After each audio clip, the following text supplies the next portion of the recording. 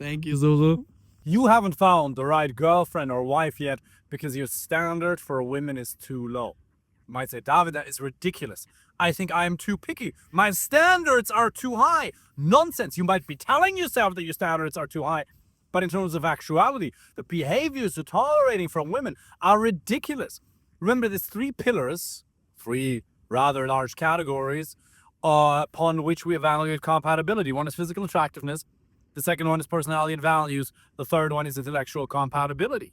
And if you want to be happy as a man, you have to aim high. This is not about aiming for an artificial standard of perfection, but you gotta aim high.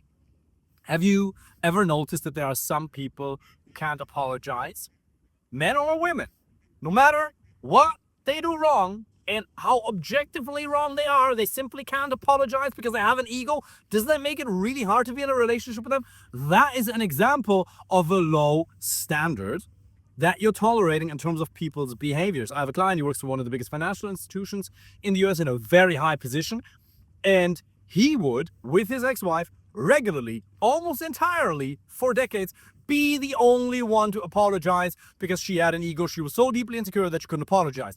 That is an example of having a low standard that you're tolerating in a relationship. That makes life extremely hard. You gotta have a high standard for physical attractiveness.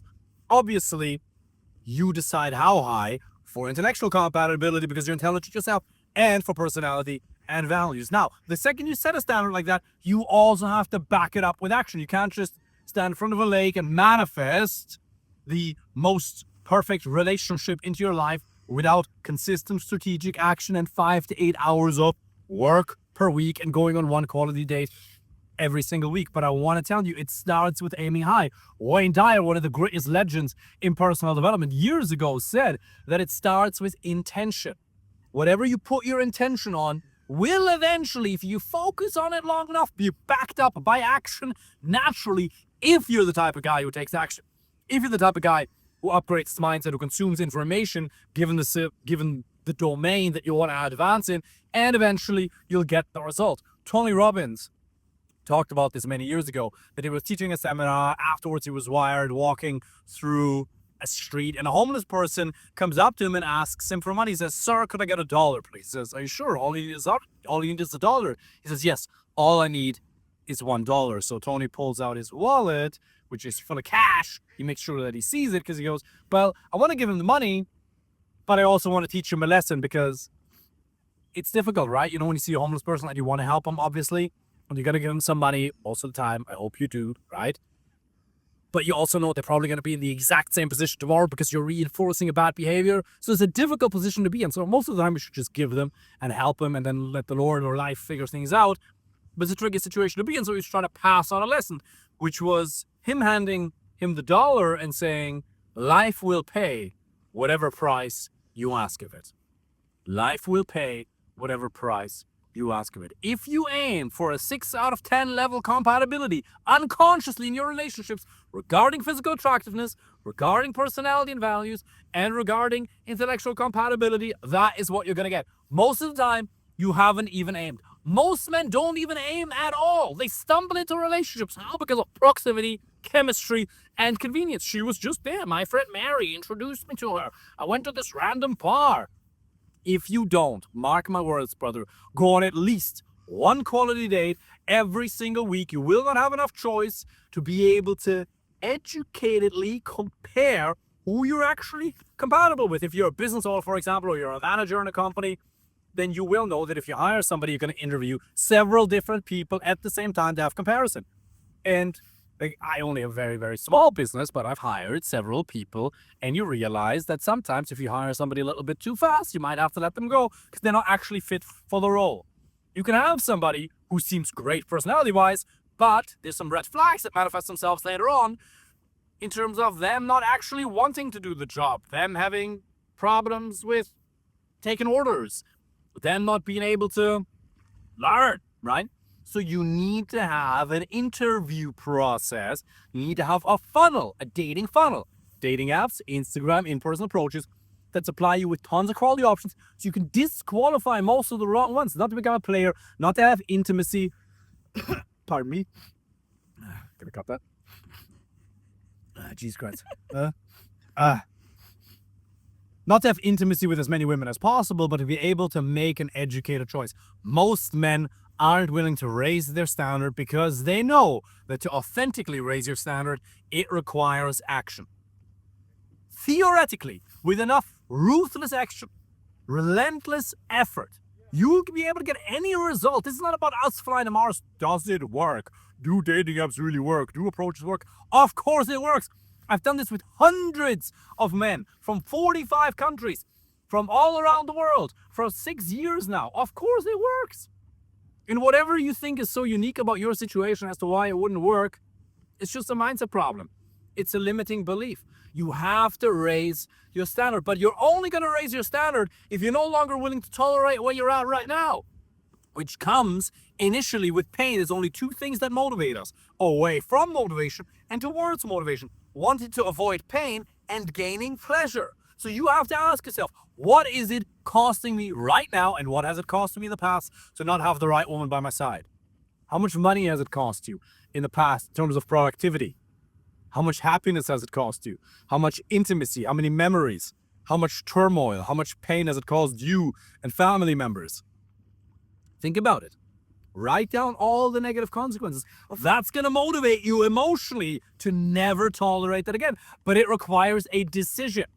There's too many men who simply tolerate a subpar reality in their relationships. You don't even know how good it can be to have an amazing woman by your side who tells you after a 13-hour workday that she's so proud of you. Gives you a little head massage while you're sitting there on your laptop working. It's amazing. There's women who truly appreciate you, who have so much appreciation. Fernanda, I met her 6 years ago in a pub in Dublin.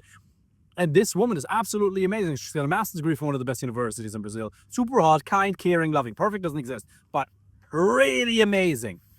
And she has so much appreciation for little things. Whether we spent thousands on a trip somewhere or $4.50 on an ice cream cone, she is equally happy. You want to have a woman who'd sleep under the bridge with you, even though it's never going to happen, but who has that kind of mindset, who has so much appreciation for you, who's physically attractive, somebody's intellectually stimulating. That is possible for you. You can be so happy. There's so much happiness waiting for you. David, don't we have to learn to be okay by ourselves? Do we not have to learn to be okay alone? Biggest lie ever. No. Our brain was shaped in its current form hundreds of thousands of years ago when we lived in tribes of 50, 100, 200 people. We had people around us 24/7. You are not meant to be alone. This idea of learning to be okay by yourself applies to the extent that you gotta act in accordance with your own values as to creating heaven or hell for yourself on this planet. Heaven and hell, yeah, may come after this life, but you can create heaven and hell for yourself right here, right now. If you do things you know you shouldn't be doing, you create hell for yourself. If you don't do things you know you should be doing, you're creating hell for yourself. If you act in accordance with your own values, then you feel peace. Then when you're walking to the supermarket by yourself, listening to music, you experience peace because you're proud of yourself, because you're at peace by yourself. But it doesn't mean being by yourself, being alone. If you want happiness, you need an intimate relationship and you need quality male friendships. Quality male friendships are what stabilize you, are what put you in a better negotiating position in the relationship to communicate your needs. Because if your need for love and connection isn't met, then you'll start changing, you'll start agreeing to things, you'll start entering a foul compromise. If she pulls back, you chase, you feel weak. You've been there, I've been there. And I'm not one of those guys who's for men against women. I've worked with women over the past as well. And I've told them the exact same thing. Negotiate for your needs. You want to have a loving relationship on eye level. You as a man have to be willing to raise your standards. If you don't do that, there's only two outcomes. You will end up alone or you'll end up with the wrong women. I want to encourage you that if you're a hard-working man, you're in good shape, you're taking care of yourself physically, this is absolutely an outcome you can achieve just with dating apps alone. I have a client a couple of days ago, half a week or a week ago, we set up his dating apps. Within 1 day, he gets 100 matches on Hinge. He's in New York, business owner in New York, okay? 70% of which, 70, were really high quality. He now has 3 dates lined up for this week. He had like 1 date a month beforehand. His mind is absolutely and utterly blown. You can do it with dating apps. You can do it by sending direct messages on Instagram. You can do approaches. It's absolutely possible, but none of it will happen if you don't make a decision. Now we got the fucking January's resolutions coming. Are you going to act on it? Are you going to wait till then? Why not start taking action now? Why not apply for a free initial consultation now? I would really like to encourage you to start taking action. Oh, I'm going to do it in January. Yeah, you can. But why not do something now? Why not get some outfits? Because you need some pictures for Instagram. Why not start progressively desensitizing yourself towards the threatening stimulus called the rejection now? Why not start working on communication skills now? I mean, in part, in fairness, if you're watching this, you are already educating yourself. That's great. But at some point, you have to translate it from the world of information into action. So, make a decision, raise your standard, understand what it's cost you in the past, what it's costing you right now, what it's going to cost you in the future to not take action, and then become very clear of how beautiful life can be if you have an amazing woman by your side who loves you, cares for you, you can connect physically, intimately, spiritually, and life can be pretty good. It's actually amazing. One more time, it can be so good. You don't even know because you've never experienced it. I didn't know either. You don't even realize how low your standard is. Set the standard high, back it up with a couple hours of strategic work, communication skills, dating apps, a little bit of approaches per week, and you can absolutely have it. Apply for a free initial consultation. Looking forward to speaking with you soon. Take care. Thank you, Susu. Meine Nase ist so gelaufen. Thank you.